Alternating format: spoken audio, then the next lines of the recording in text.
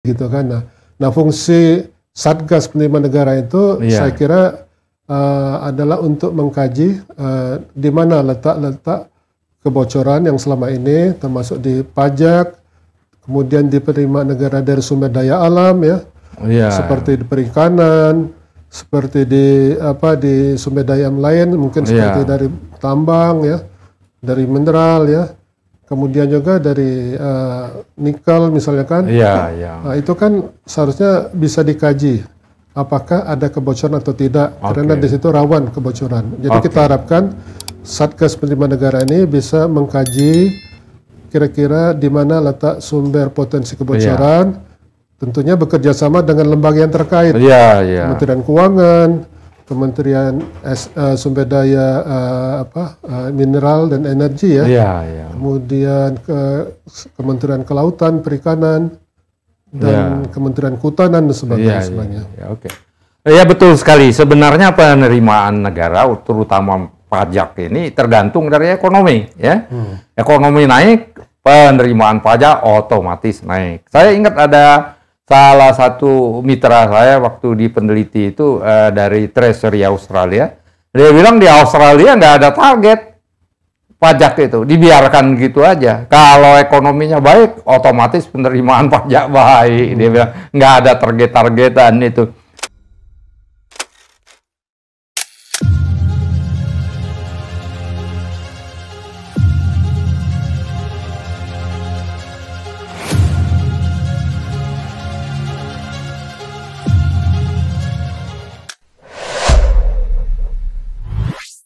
Assalamualaikum warahmatullahi wabarakatuh. Jumpa lagi di channel podcast TV Masumi Matra 64 dan Bicara Ahmad Yani. Saudara, kita banyak yang berharap ini Pak Novel Baswedan diangkat jadi wakil kepala Satgas Penerimaan Negara. Banyak yang berharap ini karena integritasnya tinggi. Pak Novel ini diharapkan penerimaan negara akan membaik. Dan juga menyatakan ini optimismenya karena Satgas ini langsung dibawa Presiden. Nah, betulkah ini?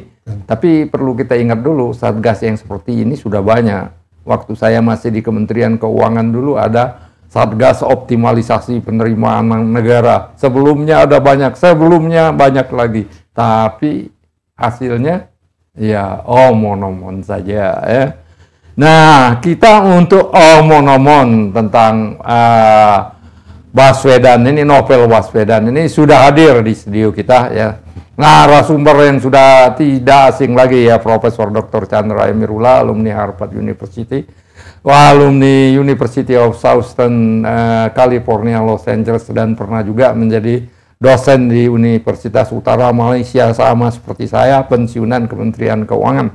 Jadi masalah penerimaan negara ini saya dikit banyaknya cukup paham. Assalamualaikum Pak Chandra. Waalaikumsalam warahmatullahi wabarakatuh. Nah, ini gimana nih? Kira-kira ini penerimaan negara ini bakal lebih baik atau biasa-biasa aja dengan diangkatnya Novel Baswedan menjadi kepala Satgas Penerimaan Negara ini yang baru dibentuk? Ya, memang kalau kita bicara tentang penerimaan negara, memang ini merupakan masalah yang makin mengkhawatirkan karena waktu Menteri Keuangan Sri Mulyani memaparkan di DPR baru-baru ini, penerimaan negara itu tidak sesuai dengan harapan. Jadi masih di bawah target yang seharusnya seharusnya mungkin mencapai target, tapi ini masih di bawah target. Kenapa begitu? Ada disampaikan nggak? Jadi sementara ini kelihatannya karena penerimaan pajak karena pajak itu merupakan penerimaan terbesar dari penerimaan negara Porsinya paling tinggi. Porsi paling tinggi itu tidak sesuai target. Mengapa? Karena alasannya pemerintah menunda atau membatalkan rencana kenaikan PPN yang dari 11% jadi 12% ya. Oke. Nah, jadi ada Masuk akal ya. Ada penurunan potensi penerimaan negara di situ Iya. dari pajak. Kemudian juga ada pengalihan dana dividen yang diterima oleh BUMN yang selama ini disetorkan ke kas negara. Iya. Sekarang dengan dibentuknya Danantara, maka dividen itu diserahkan ke Danantara untuk modal usaha mereka. Betul. Ya, jadi berarti mungkin hampir 100 triliun itu tidak masuk ke kas negara, ya, ke APBN ya. Oke. Nah, jadi dari situ saja itu sudah ada penurunan drastis ya di penerimaan negara. Nah, kemudian juga karena pertumbuhan ekonomi yang melambat. Ya. Betul. Kalau penerimaan ekonomi melambat, pasti pajak itu turun. Termasuk pajak penghasilan, pajak PPN, dan pajak lain-lain ya. Nah, jadi di sini kita penting untuk melihat kembali bagaimana potensi pajak yang seharusnya itu lumayan besar ya, karena kita kan negara yang mempunyai sumber daya alam yang besar ya. Itu seharusnya bisa digali dari sumber daya alam kita itu ya, dari royalti, dari pajak-pajak yang seharusnya bisa digali kembali gitu kan.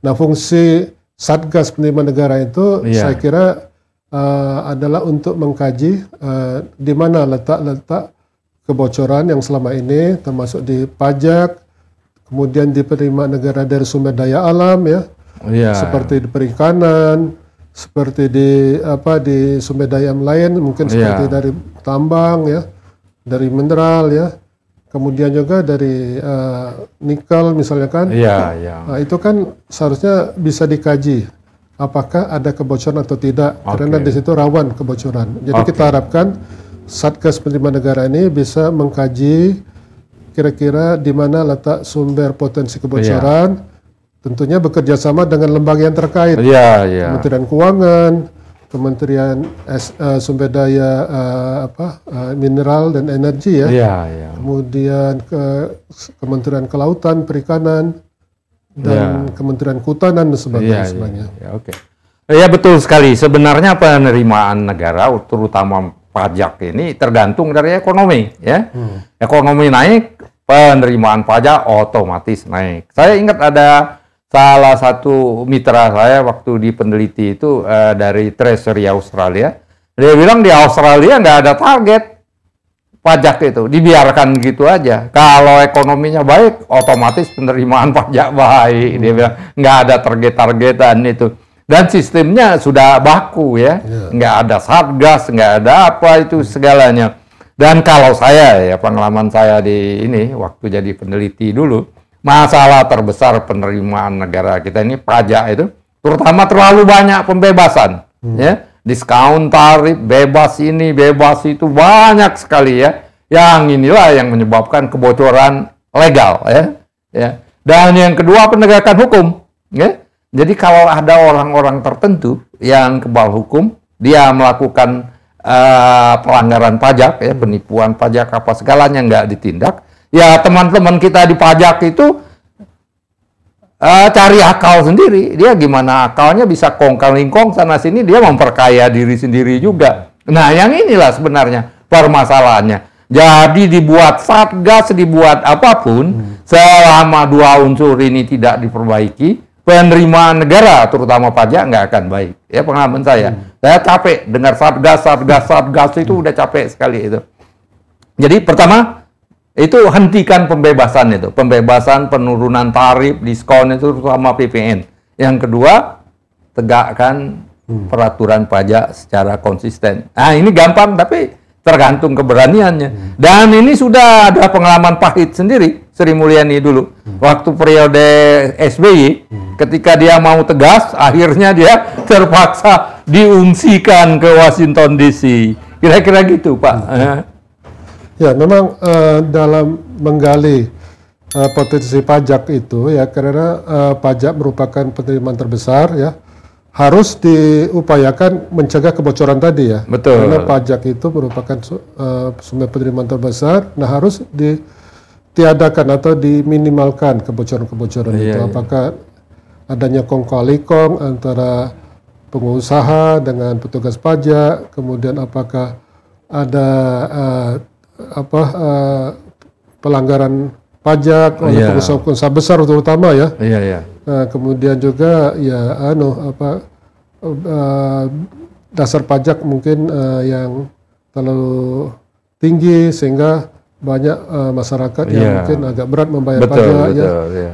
Apalagi kalau misalkan pajak itu tidak memberikan insentif kepada pengusaha ya, sehingga mereka terlalu dibebani, sehingga mereka berupaya untuk menghindar gitu ya. Nah, jadi di sini pemerintah seharusnya mencari keseimbangan lah, gimana strategi pajak yang optimal.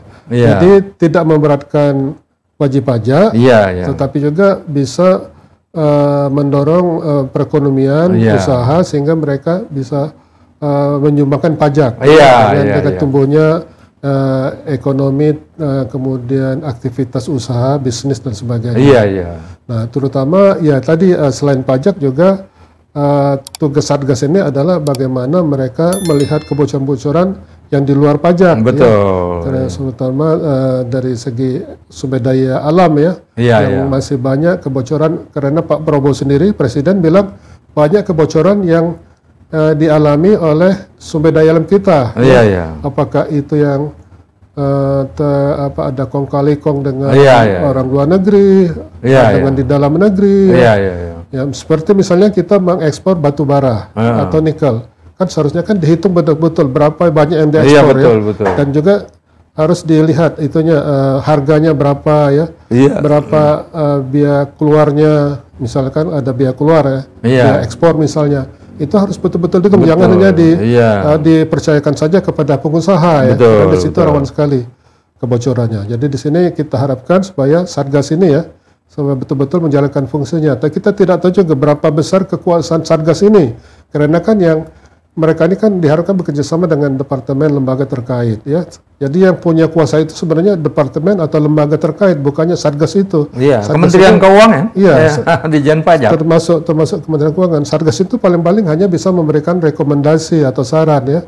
Nah, apakah ini akan ditindaklanjuti oleh departemen atau kementerian yang terkait, ini belum tentu ya. Eksekusinya Kementerian Keuangan, Dijen Pajak. Apa dia punya power? Kalau dia katakanlah dapat menemukan formula yang bagus dapat membuat suatu rencana aksi untuk membatalkan berbagai macam diskon pajak, pembebasan pajak, kemudian penipuan. Nah, ini sudah dikasih pembebasan nipu juga kan, mengekspor nilainya berubah, segala produksinya berubah, jadi udah dapat untung banyak, masih nipu juga Nah ini apa mampu dia? Nah ini yang jadi masalah. Kalau mereka mampu ya bagus, dan kita memang mengharapkan itu Pak Novel ini mampu mengatasi ini semua. Kalau ini bisa diatasi ya itu sesuai dengan ini tadi teori Pak Chandra tadi, kita akan menuju sistem pajak yang efisien dan sustainable seperti banyak negara, dan tax ratio kita akan naik. Kita harapkan demikian Saya kira demikian pemirsa, mudah-mudahan bermanfaat. Wabillahi taufik wal hidayah. Wassalamualaikum warahmatullahi wabarakatuh.